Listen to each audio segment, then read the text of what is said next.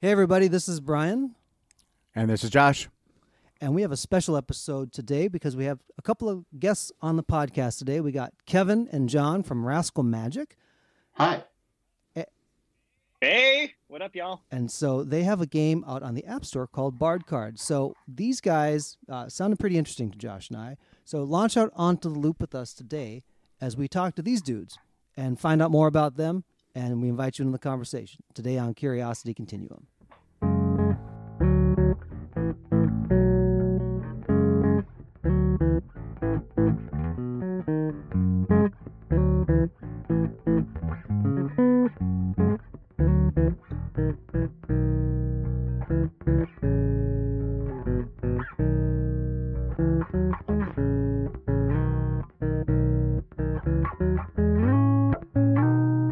Hey, everybody, this is Josh. And this is Brian. Welcome to the podcast for Curiosity Continuum. Curiosity Continuum is an industry-innovating, non-traditional company passionate about growing wisdom in the next generation. Oh, I have the wrong show notes. Oh, Josh. This is why I said to you, do I want to do this? It ain't changed in like 14 months, man. It's the I same. know. We're looking bad in front of our guests today. Hold on. We love it. Should I talk yet, or when do I'm I? trying not to make We'll let you know. Yeah. I know, I'm trying not to make any noise. No, it's You're okay. fine. We'll edit it. Okay. I'll read it again. Curiosity Continuum is an industry-innovating, non-traditional company passionate about growing wisdom in the next generation. We are the essential bridge between the analog and digital worlds by building collaborative communities that unleash the power of adaptive expertise and innovation needed to thrive in the 21st century. We combine and mix essential elements needed to empower people to succeed in new ways not possible outside of a creative, thoughtful, diverse community of fellow curious people. Follow us on your favorite podcast app to receive notifications of new content. If you like what you hear and you want to dive deeper, visit us at curiositycontinuum.com. Thanks for tuning in, and let's start the conversation. All right, so through the power of video and recording and things, Kevin and John are joining the podcast today. Why don't you guys tell everybody the game you created, how they can find it, just to kind of let them know kind of what it is, and then we'll kind of start unpacking it from there. Yeah. All right. So Bard Card is a game that you can download from the App Store. It's right now available on iOS. Hopefully we can expand to other platforms shortly.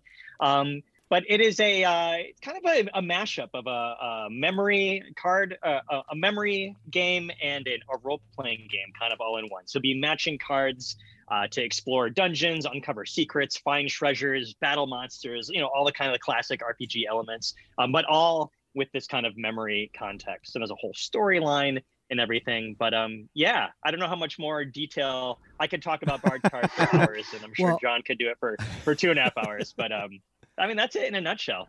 Just get on the App Store and download it. And John, did you have anything to add to what Kevin was saying?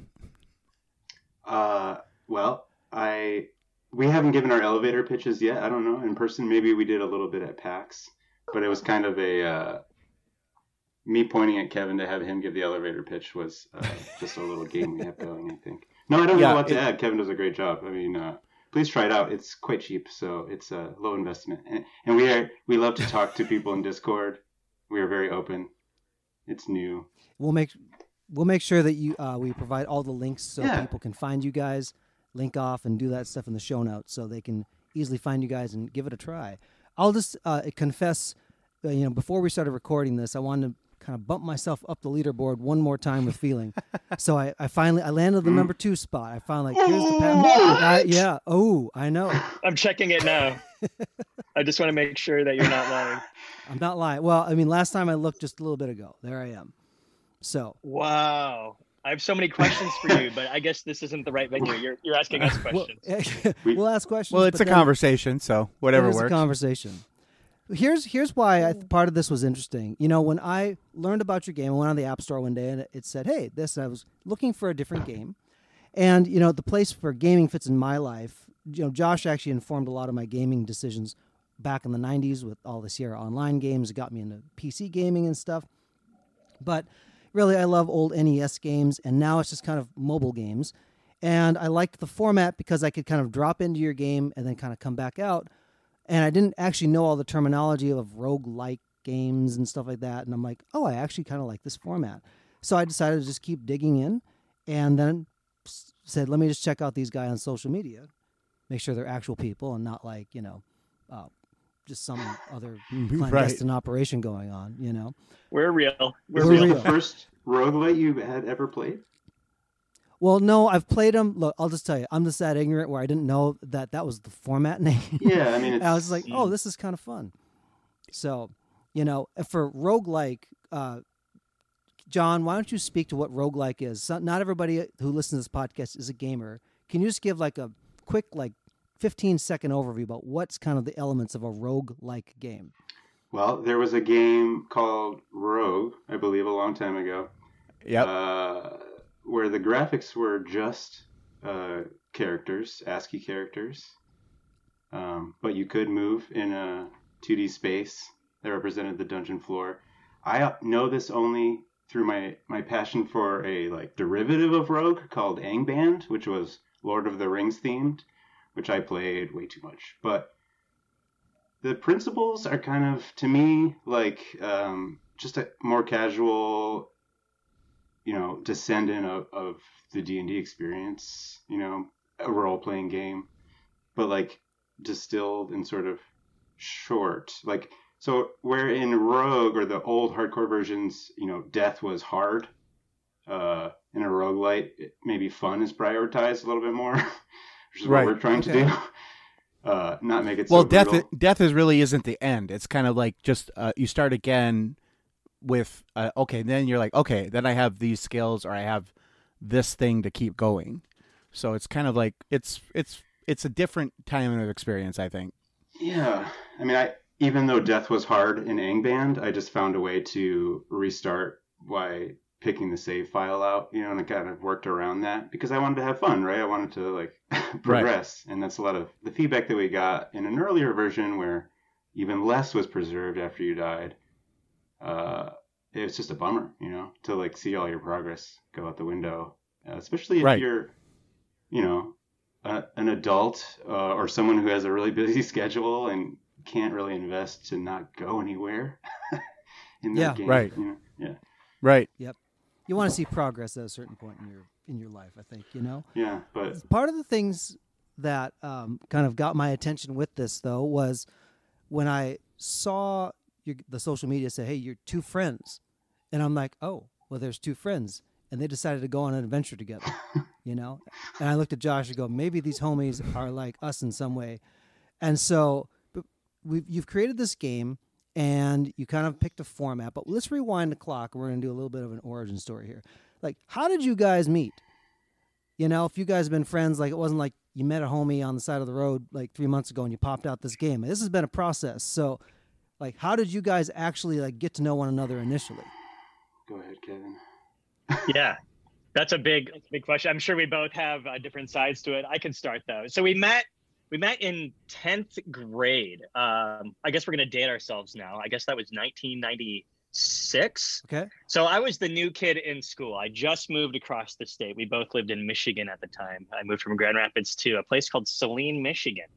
And I remember the first time I met John, and John, you can correct me if I'm wrong, I'm pretty sure it was in a classroom. I remember desks, people were around, and we were talking about guitar pedals. I think someone brought in a guitar pedal. It was not me. Maybe it was you. But we were talking about guitars and guitar pedals. And that was kind of the impetus. We had, I think, a little friend group around us. I don't know how our friendship really grew. I just remember going to Ann Arbor a lot with you and just talking about music, video games. Kevin, hanging was, out. Introduced to me, I feel like, from someone else that we had an orchestra class together. The guitar pedal conversation I remember having directly after orchestra class, but it doesn't matter. This guy who introduced us was kind of a jerk. We're not friends with him anymore, but he was like, Kevin's older than us and has a car, he can, because he was 16 and we were 15 probably. Sure. But yeah, I was in a band already, and Kevin had been in a band in Grand Rapids. Kevin became the singer of our band pretty quickly there, and then we played music together until about 2004. and then our friendship didn't go away, but our creative collaborations changed. Yeah. That's right. A lot of bands, a lot of high school shenanigans. I mean, we both went to college together. We were in the dorms together. Oh, very good. You know, always just kind of doing creative things. I don't know when we first started talking about making a game. Right. So for me, video games have always been a passion. You know, you mentioned NES, Brian. I was a huge NES kid, you know, growing up with like Mega Man and Zelda, Castlevania, Final Fantasy. Like these are all things that you may or may not see in Bard Card, but I've always just fiddled with like making, you know, tabletop games or board games or just like different types of video games. I was really big into Flash way back in like the early 2000s. So I've got a couple of Flash games on Newgrounds if you could find them. But yeah, I mean, and then John was always into funky games as well. Like you mentioned Angband, who you were super addicted to. I also played it for a while, but just these kind of like role-playing games really got our attention. Anyway, I could go. Yeah. I don't know how much you want me to do. It's okay. You made some. We played kind of like D&D super light, just kind of made up D&D. It's the two of us, and Kevin was definitely the DM, and he still is the DM, so to speak. But it was very casual. We didn't really know what we were doing, but I was really attracted to that, and you know, I got into token crap probably in 8th grade in middle school. So like orcs and elves made sense to me, and then you know. People Magic the Gathering became we played a lot of that too. Played a lot of Magic the Gathering. We still do. That was kind of a thing we picked up during the pandemic. It's like, hey, we're far away, we can't leave the house, we've got Zoom, and we haven't played in a decade. What do you say? Maybe 2 decades. That's pretty fun, actually. Yeah. There's a good thing in pandemic where you kind of pick up hobbies or things that you know did before, and it kind of helps have those conversations, those relational connects again. So what I hear is that you guys were, you know, you had creative adventures together, right? Now, guessing if Kevin, you were the singer, and John, you said he was a singer, that means that you weren't the singer in the band. I said he was the DM, but you're also right. He was the singer. And oh no, I did say you're right earlier. But no, I did not sing. I'd be terrible. I gotcha. I'm a bass player, so when you hear the theme song to this it was my composition. And what I wanted was, well, first I looked at Josh. I go like, you know, I have 100% publishing rights to myself, so let me just go and record this with a friend. And so I did it. And what I wanted was something similar to Castlevania because I loved just how old 8-bit games would loop, and you just felt like you're on this constant adventure. Yes. So I wanted something like in the first pass, it kind of set it up and had some cool moves, but then the second time it was little variations of it. But you could play that thing again and again and again, and it could just be one endless loop, and which is kind of what I was going for, just for a little quick intro and stuff. Tell me this. You guys obviously of the vintage where you were playing analog games before, and maybe alongside video games, right? Where there's like the electronic thing. Yeah. Now, if you say a card matching game, the fact that you say card matching tells you that this type of concept existed long before video games were a thing. So tell us like some of the things that you enjoy about the analog gaming experience that you felt like really you wanted to communicate with this project that you guys have. Should I? Go ahead, John. Do you have an initial thought? Oh, well, I mean, Magic the Gathering, having been exposed to it in 8th grade, kind of gave me I don't know, like a fascination, maybe a fetish even. I mean, I'm into printing now, and I love making like paper things. And so, yeah, it's always been kind of like the tactile attraction to a collectible, I guess, maybe. I don't know how, but it definitely translated into Bard Card. And I see them as cards in my mind. And I'd like to work more on the sounds that they make when you're manipulating them. That's been something I've always wanted to do. And there's only one placeholder sound right now for card flipping, but the quiet sounds, you know, like the shuffling of paper, dripping of water in the dungeon. Interesting. Yeah. So like hearing like the ambient noises that would surround the experience. Got a lot more work to do on that end, but it's in my vision. Very good. I think your art style too really lends itself to analog as well. Yeah. Like John does so many sketches And it's all hand drawn, right? Like we don't do any modeling whatsoever, which can be challenging sometimes. It's like, oh, we need to make some like promotional materials, so it's always from scratch, which is awesome. John blows my mind with that stuff. There's no straight lines in it though, because by John's own admission, you can't draw a straight line. So thinking in a straight line is my biggest challenge. But it's funny you say that. The design, like the biggest design constraint I gave to the illustrations was to only do it in terms of straight lines. These are not perfectly straight lines, but if you see, all the art has angles to it rather than curves, which is really difficult for me, and now has become kind of a style. But even in the UI, try to get away from any curved lines. If I had my way, our app icon would have hard edges instead of the Apple curved edge, but I don't think I can do that. Yeah. Sure. Yep. Yeah, you can't. Yeah, John made the UI very difficult because it's so easy to do like border radius on just like containers. I'm like, but I can't so, because he's like, nope, it's got to be. What was a productive creative constraint for me turned out to be a headache for Kevin. But I can't have infinite options. If I constrain myself, I can produce a lot faster. Yep. Right. That's something actually, like Josh, you and I talk about all the time. Yeah, is that to constrain a creative is actually important because otherwise you just keep creating. You don't know when to stop, and you don't actually stop. But if you have the edges set up to where you can go to and stop, then you're like, okay, now I have to play within this boundary that I've created for myself. Yeah. You actually end up being more productive within the container that you're making than, because that's a big thing with video games. I know from friends that I have that are developers that they just get into feature creep because they just never stop. And that's the one thing I want to say about, like, I know you guys are talking about like what you want to do next with the game, but you actually created a game that's a full experience now. Now, if you create and you add stuff to it and you want to make it better or you want to change it, that's a whole different thing. And that's fine, but you can actually play it now. And some people, like, they'll release a game and it'll be like half done. And it'll be like, okay, well, yeah, you can play this and kind of get to the end, kind of get to some place. But that's the one thing I like about Bard Card. I haven't played it as nearly as much as Brian. I've just dabbled in it a little bit because for me, what happens is I start a game and then I get into it really hardcore and then something pulls me. And if it doesn't like keep me forever, I just go, okay, I'll go on to the next thing. And but I come back to it eventually. It's just a matter of when.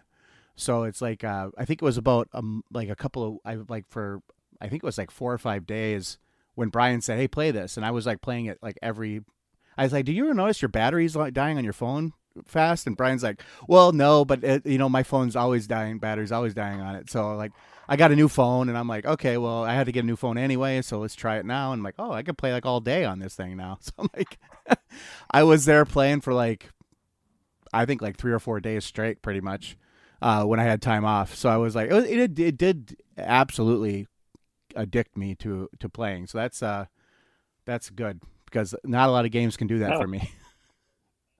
That's awesome. Just to go back real quick, we were laughing when you said feature creep because we've been working on this game it's been 7 years now. Okay. So the whole game has just been like year after year feature creep. We'll have an idea, we'll build it, and then I'll just go whole hog and like spend 6 months and like build out this whole game, and I'll have different people test it, and then they don't get very far, and I'm like, oh, maybe they're just not very good at it, and just kind of like ignore what they said, and then eventually learn to start listening to feedback. The game really didn't become fun until maybe 2 years ago. I don't know, John, what do you think? When did the game first become fun for you?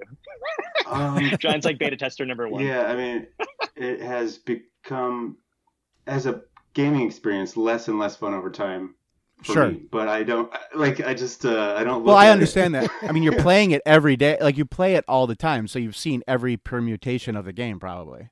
But I'm most excited about how fun it is right now as of the last update to how experience is dealt with. I feel like that's a huge change, or at least, and it's been echoed by some players. So I feel like it hasn't been fun until a few months ago, honestly. Because of the death, like death isn't as hard, basically. Yeah. Right. Yeah. Wish that applied to real life. Death isn't that hard. Just try again. And if you die, no kidding, right? You save your progress, Let's go back to this because sometimes people see the end result. right? Or like you see like those success things and look at this person, they hit success. Must be nice to have an app on the App Store. Must be nice to have all that money just to pour into the development and launch it. I mean, people tell themselves stories about this stuff. And actually part of the reason why we should let you guys unpack your story, I think I saw 4 years on social media, but 7 years is a time like you're really developing an idea. And I would probably guess it's safe to say that your first version of it probably sucked, just like the first version of our podcast. We recorded 4 times the first episode before we were able to get to a usable thing. Tell us about the process of birthing this thing. This 7 years is a long gestation period. And I think people would say well, if it didn't come in 6 months, I guess it's not meant to be. Talk to us about this, what made you guys want to do it? And then in the parts, just keep going. This is an interesting story that people need to hear because they need to know where it failed, where you pivoted, and where you adapted. This one of the themes that Josh and I talk about often is your adaptive expertise. Yeah, no, I love this. This is a huge topic, which is also something John and I talked a little bit about this weekend. It's where did this come from? So we got to go back before 7 years. We got to go back further and further. I mean, obviously we've talked about our love of gaming, going on adventures together. And one of my personal goals in life was to make a cool video game. And, I've tried many times and failed many times. I've had some releases, Flash, but and projects that I've just gotten into and ditched because I just ran out of steam or life changes come and then, Flash doesn't exist anymore. And you're like, oh, that was a stupid move on my part. But so the first game that I can think of that John and I wanted to build, and this was, John, you have to remember, this was maybe in high school, college. It must have been college. It was at Jim's. After college, right. 2008. Yeah. Was it Jim's? Circa Jim's 2000. I don't know. Circa 2000. We're talking about a game called Bard Cube. Ah. Yeah. So Bard Cube is this idea. I don't know where it came from, but we love mashups, right? So you think of Bard card, and it's a memory match and role-playing rogue-like mashup. It's really fun. Bard Cube is it's a 3-dimensional tic-tac-toe real-time strategy, kind of like Final Fantasy Tactics mashup. And we had grand ideas of having networked play. You go on and you have a board where you can match up with people, and you're playing this 3-dimensional tic-tac-toe with tactical, huge game. I was kind of, I was learning how to program at the time, just we had no idea what we're getting into, but we were really just trying to build this game or design it over many years. So we'd sit together and we'd create design documents about all of the character classes and the skills, all the fun stuff, right? This is how they would fight. And we'd have a pencil and paper and kind of play 3-dimensional tic-tac-toe. And then, I don't know, life gets in the way, things ebb and flow. And it kind of came to the point many, many years, I guess this was 7 years ago, where we're this is going to be impossible to build. It's just John and I. This is a giant game. So we were we still want to do something cool. Let's just do something quick. Let's try and get a game. Let's create a game. Let's see what it's like. We'll get it. I don't even know how we're going to release it. At the beginning, Bard Card was just going to be a web game. The very first iteration, I think it's on GitHub somewhere, where it's just, it's a browser game. And you flip cards and you fight monsters. And it's just randomized floors. There's no quests. You just have to see how far down you can go. Really bad, random number generator. Just terrible game. But the impetus was really Bard Cube. I don't know. Do you have what are your recollections of this, John? The whole beginning, Bard Cube getting. I mean, we sort of collaborated less for a while. We were in Michigan. Kevin moved to California, or moved to West Coast before I did. There was a lag there of, I don't know, collaboration of any sort. So I don't actually remember 7 years ago, the first conversation where we came back to it. But it had been brewing for so long, and so much. I just enjoy doing world building, just creative daydreaming about magical systems, and organizing spells and creatures and so on. So that's whenever we connect, we would tend to drink and just come up with, classes for you drink and different things, characters. Yeah. But yeah, Kevin's been driving the bus because he's doing the actual app development. So I kind of just wait until it's possible. Kevin is the door to the technological key. It's like, so we both bring, I mean, this is a little bit of pivot, but we'll get back. Like, we both bring interesting aspects to the development. So for me, I'm more like technical. I'm more technical in the sense where it's like, hey, game mechanics, or like, how are these things going to balance, or what's like this gameplay going to be like under the hood, where John like adds the flavor. Like, without John, Bard Card would just be very bland, like pretty like just like no really story, no kind of like atmosphere or feeling, because I tend not to think that way when I'm developing like these mechanics. And then John comes in, he's like, hey, what's this game about? And I distinctly remember a phone call early on, and he's like, well, what is this world? What is it about? And I'm like, oh, John, it's just like dragons and magic and, just like, very generic things. And then, John would question and try and like get to like the source or like the root of like some kind of story. Like, what can we actually do here? Like, what would be interesting and creative and have some kind of vibe to it, which is something that, I never really think about. So it's like, I am driving the bus, I guess, in a sense, because like, I'm building the app, but John is in the front seat of the bus, being like, hey, we should go to these mountains, and there's a robot over there, and I think its name is Francis, and it lost its dog. And I'm like, oh, that's weird. If you weren't driving the bus, I would have gotten off the bus, and just been pursuing other creative pursuits. But I from having worked with Kevin for so long, I know that I can tell if he's interested in something. I know that he will keep at it, and so that like allows me to put enough energy into it, and then we, at this point, like, I can't really imagine not working on it anymore. When we released it, some people in our lives were like, oh great, you guys aren't working on that game anymore, like we can hang out more, etc., etc. And it's like, no, we just released it, like not now the work begins, kind of thing.